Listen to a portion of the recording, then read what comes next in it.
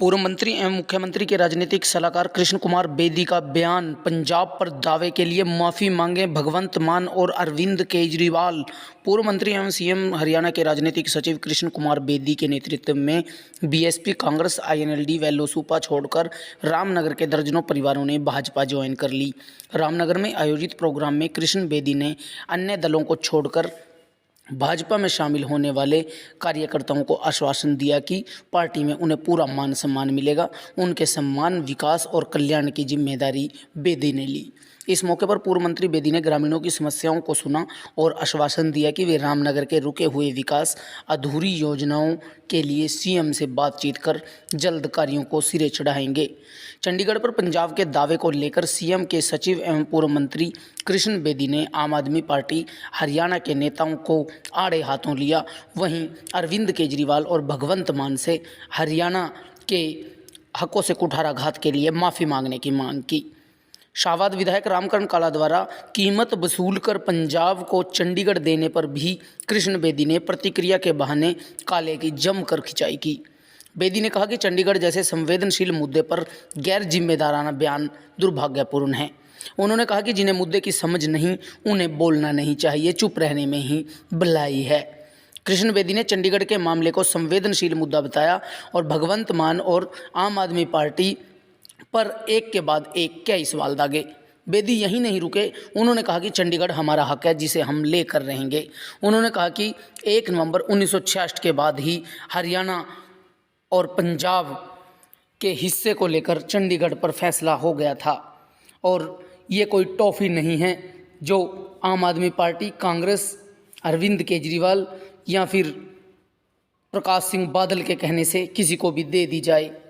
बेदी ने कहा कि हमारी सरकार इस पर प्रस्ताव ला चुकी है और हम विपक्ष सब एकजुट हैं। सहमति से एक प्रस्ताव पारित कर दिया। केजरीवाल और भगवंत मान को इस पर माफ़ी मांगनी चाहिए। आज बहुजन समाज पार्टी के कुछ साथी भाई शिवचरण कश्यप जी के नेतृत्व में बहुजन समाज पार्टी छोड़ के आज बीजेपी में शामिल हुए। और रामनगर मेरा अपना पुराना गांव है। यहाँ से जब भी हम चुनाव लड़े, रामनगर के लोगों ने हमारा हमेशा बड़ा तन मन धन से साथ दिया। 2014 के लोकसभा चुनाव में भी यहाँ से भारतीय जनता पार्टी कैंडिडेट कमल के फूल के निशान पे जीत के गया। 2014 में विधानसभा के चुनाव में भी मैं जीत के यहाँ से निकला और 2019 के अंदर नायब सिंह सैनी भी यहाँ से जीत के गया। और आज भी भारतीय जनता पार्टी की टीम भाई बिंदर जी और देवराज शर्मा जी और सारी टीम यहाँ पर उपस्थित है और लंबे समय से ये लोग भारतीय जनता पार्टी के हर कार्यक्रम में बढ़ चढ़ कर हिस्सा लेते हैं।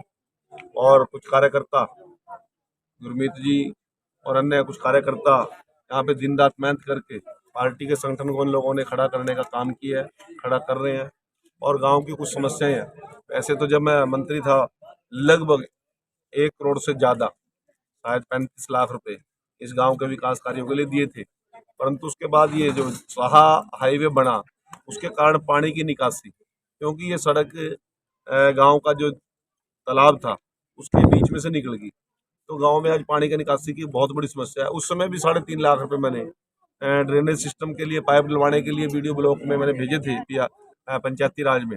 अब मुझे पता नहीं चुनाव के बाद क्या हुआ क्या नहीं हुआ। वो ये लोग कह रहे हैं कि वो पैसा अभी पेंडिंग पड़ा है, उसकी जांच करा के पानी निकासी का जल्दी जल्दी प्रबंध करेंगे। और मैं गांव के लोगों को विश्वास दे के जा रहा हूँ। कुछ लोगों के मकानों की प्रधानमंत्री आवास योजना के तहत मेरी बहनों ने आज शिकायत दी है कि उनकी मकान की छत कच्ची है। उनके ऊपर भी हम जल्दी जो योग्य पात्र उम्मीदवार हैं उनको मकान दिलाने का भी काम करेंगे। और साथ साथ गाँव की जो जमीन है, इसकी एक नई चीज़ सामने आई है। हमारे भारतीय जनता पार्टी के बड़े सीनियर नेता इन्होंने ये बताई है कि ये जो गाँव है वो लाल डोरे के अंदर पड़ला गाँव है जीत रोड पर, परंतु ये जो कॉलोनी है रामनगर की, ये कस्टोडियन की ज़मीन में है। इस करके ओनरशिप इन लोगों के पास नहीं है। यदि मकान की मलकियत इन लोगों के पास नहीं है तो बहुत सी समस्याएं क्रिएट हो रही है। हमने पूरे हरियाणा प्रदेश के अंदर मुख्यमंत्री जी ने लाल डोरा के तहत गांव के लोगों को वहां पर स्थायी रूप से जो रहते हैं उनको रजिस्ट्री देकर उनके बच्चों का भविष्य बनाने का काम किया। और यदि कोई ऐसी समस्या है, मैं माननीय मुख्यमंत्री जी के संज्ञान में जाकर ये लाल डोरा का गाँव और जो कस्टोडियन की ज़मीन है इसका कोई ना कोई इन गरीब लोगों के हक में फैसला कराने का काम करूंगा। मेरे साथी हैं, परिवार के लोग हैं, मेरे SC BC वर्ग के मजदूर और मेरे वर्ग के लोग हैं, इनकी सभी समस्याओं का समाधान करना हमारी जिम्मेवारी बनती है, हमारी सरकार की जिम्मेवारी बनती है। और माननीय मनोहर लाल जी और मोदी जी लगातार गरीब के हित की योजनाएं, आज एक भी घर ऐसा नहीं इसमें उज्ज्वला गैस के तहत कनेक्शन, गैस का कनेक्शन ना हो, एक भी घर ऐसा नहीं इसमें शौचालय ना हो। यहाँ की कोई गली मैंने उसमें कच्ची नहीं छोड़ी थी, परंतु आज बहुत सी समस्याएं इन लोगों के सामने आ रही हैं, उसको भी हम ठीक करने का काम सर करेंगे। चंडीगढ़ और राजनीति आज में जो साथी अन्य पार्टियां छोड़कर, आज बहुजन समाज पार्टी और अन्य पार्टी छोड़कर आज बीजेपी में शामिल हुए हैं, इन लोगों को विश्वास दिलाता हूँ इनके मान सम्मान में और इनके विकास में किसी प्रकार की कमी नहीं आने दी। सर राजनीति में चंडीगढ़ बड़ा मुद्दा बन रहा है, विशेष सत्र भी बुलाया सरकार ने, क्या कहेंगे? देखिए, अब पिछले दिनों पंजाब में सत्ता परिवर्तन हुआ, जो काम नई सरकार बनी थी उसने जो काम करने थे, आगे बढ़ाने थे, बिजली फ्री का नारा दिया था, अच्छे स्कूल बनाने का नारा दिया था, लोगों को भ्रष्टाचार मुक्त शासन देने का नारा दिया था। अब उस विषय पर बात करनी चाहिए थी केजरीवाल जी और भगवंत मान जी ने, वहां की सरकार ने। अब वो बात क्या कर रहे हैं? बिजली फ्री नहीं देंगे, भ्रष्टाचार के खिलाफ पता नहीं लड़ेंगे कि नहीं लड़ेंगे, स्कूलों की स्थिति सुधारेंगे कि नहीं सुधारेंगे, उसका कोई विषय नहीं है। विधानसभा में वो एक मत से पास करते हैं कि चंडीगढ़ पे पंजाब का क्लेम है, जो विषय ही नहीं है। एसवाइल का पानी की एक बूंद भी नहीं। जो वो लोग एक संवैधानिक पद पर माननीय मुख्यमंत्री के तौर पर भगवंत मान जी ने शपथ लिया है, जब माननीय सर्वोच्च न्यायालय ने फैसला कर दिया हरियाणा, राजस्थान और पंजाब के पानी का बंटवारा कर दिया अंग्रेजों में, अब उस बात को क्या सुप्रीम कोर्ट को चैलेंज कर रहे हैं? ये क्या सर्वोच्च न्यायालय के पक्ष की कोई बात नहीं सुनेंगे? वो बात सुनने की बजाय ऐसा विवादित बयान देकर कि चंडीगढ़ को हम पंजाब की राजधानी मानते हैं, हरियाणा का हिस्सा नहीं मानते। भाई, ये भगवंत मान के कहने से या केजरीवाल जी कहने से या आम आदमी पार्टी के कहने से या प्रकाश सिंह बादल के कहने से या कांग्रेस के कहने से नहीं होगा।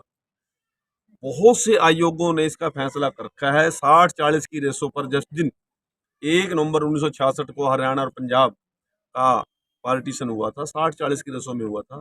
40% सरकारी कार्यालय, सरकारी बिल्डिंग, सरकारी संपत्ति पर हरियाणा का अधिकार है और उस अधिकार का हम प्रयोग कर रहे हैं। और ये कोई टॉफी नहीं है, कोई भी उठा के चूस के चला जाएगा। ये भारतीय जनता पार्टी की सरकार मनोहर लाल जी के नेतृत्व में और हरियाणा प्रदेश की 3.25 करोड़ की आबादी चंडीगढ़ के लिए अपनी दिलो जान से लड़ाई लड़ने के लिए हम सक्षम है, पहले भी लड़ी है।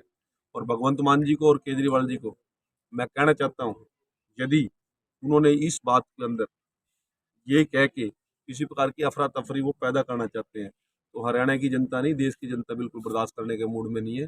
और उन लोगों को जो वादा करके सत्ता में आए थे, जो सरकार में आने का जिन वादों के आधार पर उन्होंने काम किया था, उनकी ओर ध्यान देने का काम करें, ना कि जनता का ध्यान बांटने का काम करें।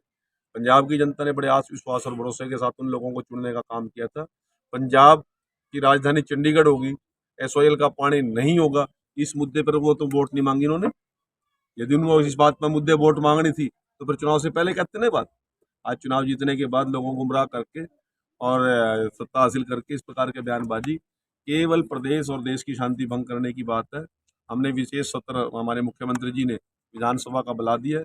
सर्वदलीय सभी का एक ही मत का फैसला है कि पहले भगवंत मान और केजरीवाल इसके लिए माफी मांगे, तब जो कानूनी बात है, कानूनी बात तो उसके 60-40 का हरियाणा का हक है।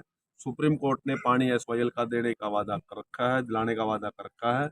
इस बात को गुमराह करने की आवश्यकता नहीं। कुछ नेता लोग जो हैं जिन्हें जानकारी नहीं है चंडीगढ़ के विषय की, वे इस पे चर्चा करते हैं, बयानबाजी करते हैं, क्या कहेंगे आप? कौन नेता?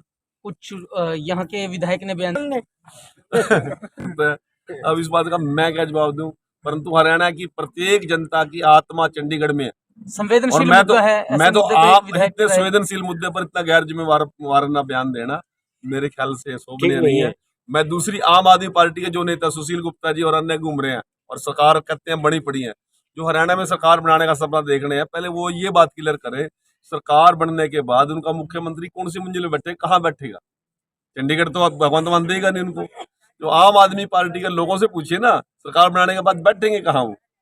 भाई, अब विधायक ने क्या बयान दिया, मैं उस बयान में तो जाना नहीं चाहता, परंतु एक बात जरूर कहना चाहता हूँ, हरियाणा की जनता की, प्रदेश की जनता की, करोड़ों करोड़ों लोगों की आस्था और विश्वास चंडीगढ़ में है और कानूनी हमारा अधिकार है। SYL के पाने पर भी हमारा कानूनी अधिकार है, और कानूनी अधिकार को कोई चैलेंज करता है तो सुप्रीम कोर्ट को हम चैलेंज करेंगे।